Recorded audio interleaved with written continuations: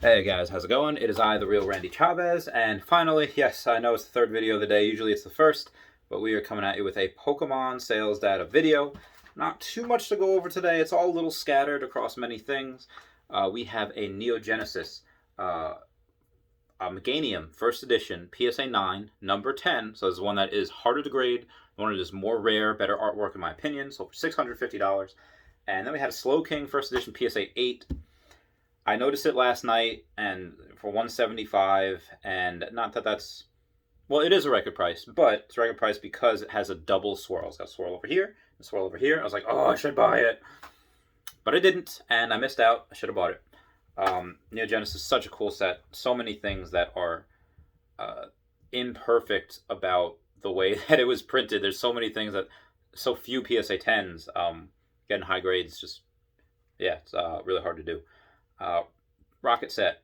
Only had one. Dark Hypno, first edition PSA 9, so for 265. Not much to go over there. Base set. We had a couple of Unlimited Charizard, PSA 9, so for $3,111. Another Charizard, Unlimited PSA 9, so for $3,800. These are both at auction.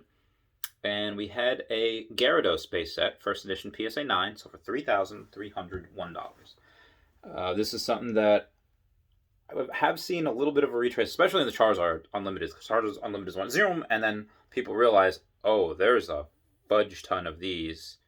Probably shouldn't be that high. And the market was flooded, and there's so much product out there. Gym Heroes, only one. Rockets Moltres, first edition PSA 9s for $425. That is a... Oh my god, that's a record price point. My brain just farted for like 3 seconds. Record price point for that. Correct that this is the... I don't know why they have... When they have like Misty's Gyarados and Giovanni's Gyarados like in the same set, little weird. Same thing with Rocket's Moltres and Blaine's Moltres in the same set. Blaine's Moltres obviously the better of the two. One, I do like the artwork better. Two, because it's just harder to grade. A lot of hollow on it. A lot of hollow. Jungle set, Nidoqueen, first edition, PSA 9. Sold for $325. I believe that's a record price point for that as well. Now, NeoRev. Oh, actually, speaking of jungle set, I have a bunch of jungle cards that I just put out there. They're all like near mint to mint. I think 2 of them might even get PSA 10. Like $200 starting bid. There's 7 of them. They're all first edition. They're all rare. And you buy it now for like I think like $900, something like that. NeoRev enlisted. Entei first edition BGS 9.5. Everything was 9.5 except the corners, which was a 9. Sold for $1,350. Entei is just a cool card. This I think is a little undervalued because we had out of NeoRev, we had the Legendary Beasts, all 3 of them, Raikou, Suicune, and Entei, so for $2,700. So I figure Entei would be $900, if we give them all equal sharings. So this should probably be like $1,500 to $1,800 for BGS 9.5. Just my opinion. $1,500 minimum. Yeah, so whoever got this is a good deal.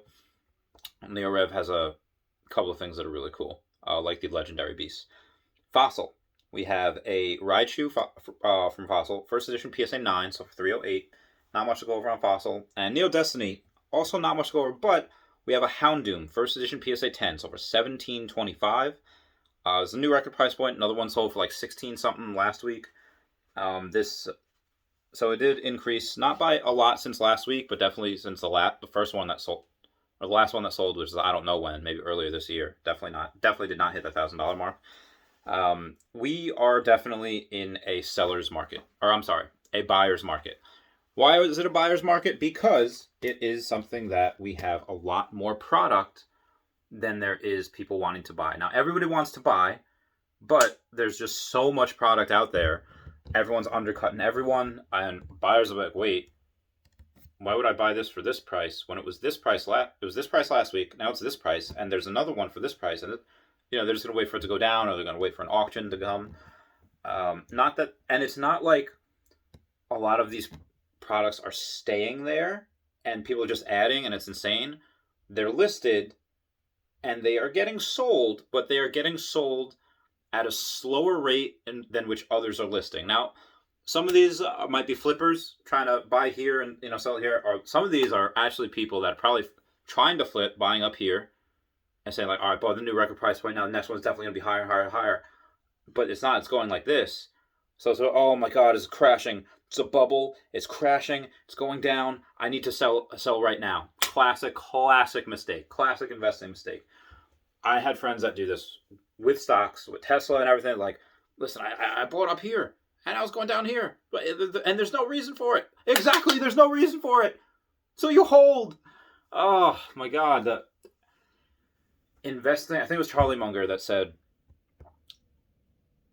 investing is the transfer of wealth from the impatient to the patient. That's really what it is. It doesn't matter how well you flip, doesn't matter if you're Guru Collectibles, doesn't matter if you're just an amazing Rayman genius. If you buy a card here and you hold 5, 10 years, 1 year, whatever it is, this is going to be worth more the longer you hold than if you buy here, sell here, buy here, sell here, then you flip. That's just the way it is. Like, even with stocks, my best friend Dan is just like, hey, I bought stock here and I sold it right here because you don't go broke by taking a profit. All right, I made money, but if I hadn't have sold, stock would be up here right now, and I'd have this much money. I was like, oh, all right. Now you can make the argument, well, if you sell here, and then you use those funds to buy things that are here, and that's yes, and that's what essentially that's what stocks are. That's what Pokemon cards are. Some people just don't sell, but yeah, you could do that. I don't believe I have seen anyone though to do that is successful long term, or at least as successful as those that just hold, that buy and hold. Again, part of the reason I'm selling just some of my collection, well, one's a business, but also because I still have 22 grand to pay left on that trophy Kangaskhan, so I have to do that. But we are in a buyer's market right now. A lot more product than there are buyers, so you have a lot of, as a buyer, you have a lot of pull. You have a lot of saying like, okay, listen, prices are going down. There's like 4 others out there. Can you do it for this price? I'll pay today. And yeah, that'll work on a decent amount of sellers you sell to. Anyway, I love you guys. Please comment, like, and subscribe. Comments are good for the YouTube algorithm. I love you all. Goodbye. Meow.